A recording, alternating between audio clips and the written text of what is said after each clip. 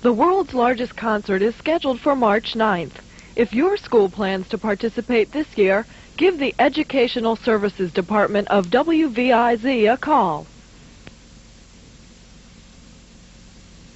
Funding for the American frontier is provided by the Independent Order of Foresters, the family fraternity, whose members enjoy a full fraternal social life, benefits, and security.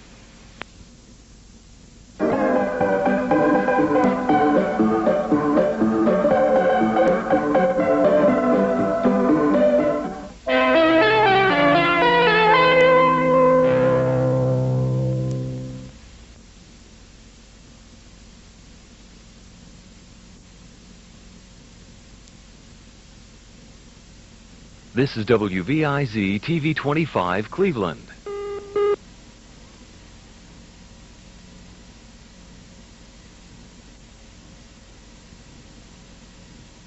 Boom, boom, boom, apple pie and mama's cooking, truly American. Boom, boom, boom, rich, poor, black, white, how you look, you can make it if American. Just do your stuff and do it well.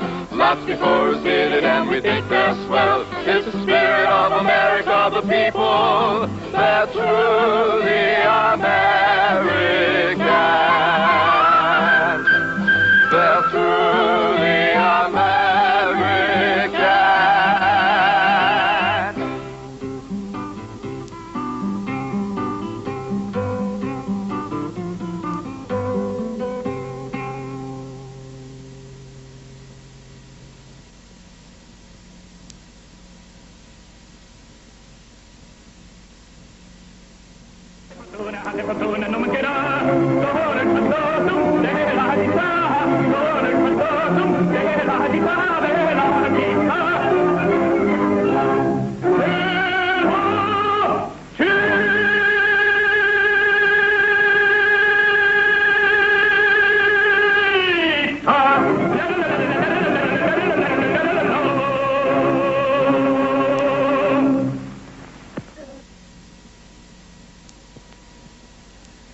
You've just watched part of a scene from an opera. As you perhaps know, an opera basically is a serious or comic drama performed on the stage where the words, for the most part, are sung instead of spoken, with accompaniments and other music played by an orchestra. The singers' costumes are usually very colorful and the stage settings quite spectacular. Now, the person we'll be discussing today was a terrific opera singer, though she was even better known for her magnificent concerts and her recitals, usually sung to the accompaniment of a single piano, just like this one. Now, for many years, she was ranked among the very finest singers of the world. I'm talking about that supreme singing artist, Marian Anderson. The chance to be a member of the Metropolitan has been a highlight of my life. If I have been privileged to serve as a symbol, to be the first Negro to sing as a regular member of the Met, I'm grateful. But I take greater pride from knowing that it has encouraged other black singers to realize that doors will open to those who prepare themselves well. Marian Anderson was born on Webster Street in South Philadelphia in a small room rented by her parents when they were first married. The year was 1902. Her father, John Anderson, was a tall, handsome man who worked for many years in the refrigerator room of the Reading Terminal Market in South Philadelphia. In his spare time, he sold coal and ice and did other jobs as well to help bring in extra money for the family. Marian's mother, Annie Anderson, was a tiny woman who came from Lynchburg, Virginia, where she had been a school teacher. She raised Marian and her two younger sisters, Elise and Ethel, in a loving atmosphere, constantly drumming into them the importance of a good education. One thing the Anderson family really enjoyed was singing. My parents didn't consider themselves singers, but they sure enjoyed vocalizing, and when they sang, it pleased me. I remember Father singing while he dressed bits of Asleep in the Deep, never finishing it. Mother liked to sing at home, too. And on rainy evenings when we couldn't sit out on the steps and visit with our neighbors, Mother and my sisters and I would sing for our own amusement. When she was 8 years old, Marian's father brought home an old upright piano. Oh boy, it was a joyous occasion for the Andersons.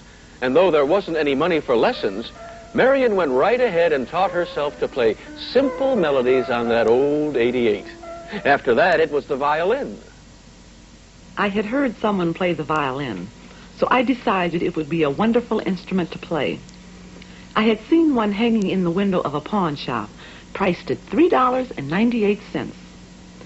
Well, in those days, I was already earning money by scrubbing the steps of our neighbors' homes. If you scrubbed a whole set of steps, you could earn as much as 5 cents. I worked hard at it, making sure the steps I scrubbed were cleaner than the steps the other kids were scrubbing. Well, pretty soon I saved enough nickels to buy the violin. Of course, there still was no money for lessons, so I just did the best I could, till finally all the strings gave way. The Andersons were members of the Union Baptist Church of Philadelphia, where Marian's father was a special officer of the church and also in charge of the ushers. While still a very young girl, Marian was taken along to church every Sunday, and shortly after her 6th birthday was enrolled in the junior choir of the church. Here she had the opportunity to meet other little boys and girls who enjoyed music and singing. One she especially liked was a little girl named Viola Johnson. I'll never forget that day when Mr. Robinson, the junior choir director, gave me a piece of music to take home and another copy to Viola Johnson. It was a hymn, Dear to the Heart of the Shepherd. We were to sing it together, she the upper part and I the lower part. Viola and I rehearsed it carefully and seriously. Then came the Sunday morning when we sang it in church. My first public performance. When Marian was 13, she was invited to join the adult choir, which she gladly did, still continuing to work with the junior choir. By this time, those about her were beginning to realize that young Marian Anderson was no ordinary singer, that she was indeed gifted with an extraordinary voice and musical talent. Soon she was singing solos at the many concerts presented by the Union Baptist Church. At the same time, she was constantly in demand, performing at one function or another for various neighborhood clubs, societies, and churches. By the time she was in high school, she was earning modest fees for out-of-town singing engagements at places like Negro colleges and churches. Singing in the presence of other people seemed to me a normal activity all through the years of growing up.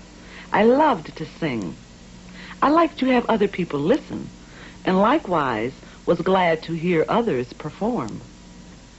It was through a family acquaintance that Marian met her first vocal teacher, Mary Saunders Patterson, a Negro woman with a beautiful soprano voice who agreed to give Marian lessons free of charge. After that, Marian's high school principal introduced her to Giuseppe Boghetti, a very well-known voice teacher who lived in Philadelphia. Well, he was tremendously impressed with her, accepted her immediately as a pupil, and remained her teacher for many years. It was in Mr. Boghetti's studio that I became aware of the meaning of professionalism for a public performer.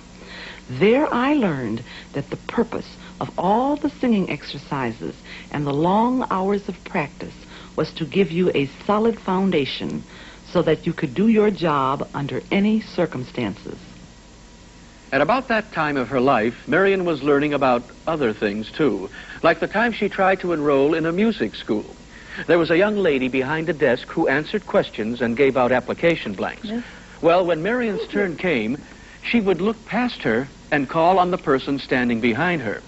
Well, this went on till there was no one else in line. What do you want? Well, I'd like to fill out an application. Application? To enroll in the school. We don't take colored here.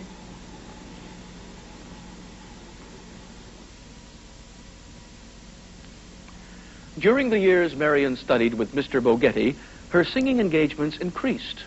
Soon, in addition to churches and college auditoriums, she began performing in theaters. The theater appearances gave me a personal sense of accomplishment. After all, theaters were places where well-known people performed. I began to feel that my singing was turning into a career. Yet as long and as hard as Marian studied, practiced, and performed, well, things just weren't working out. Her career, such as it was, seemed at a standstill. And frankly, the main reason for that was simply because she was black. Now, let's think about that for a moment, okay? You know, if you only searched your heart, you'd know that none of us is responsible for the complexion of his skin. That, well, you couldn't change it if you wanted to, and that many of us don't want to. That this simple fact of nature is not what determines the character or quality of the person underneath.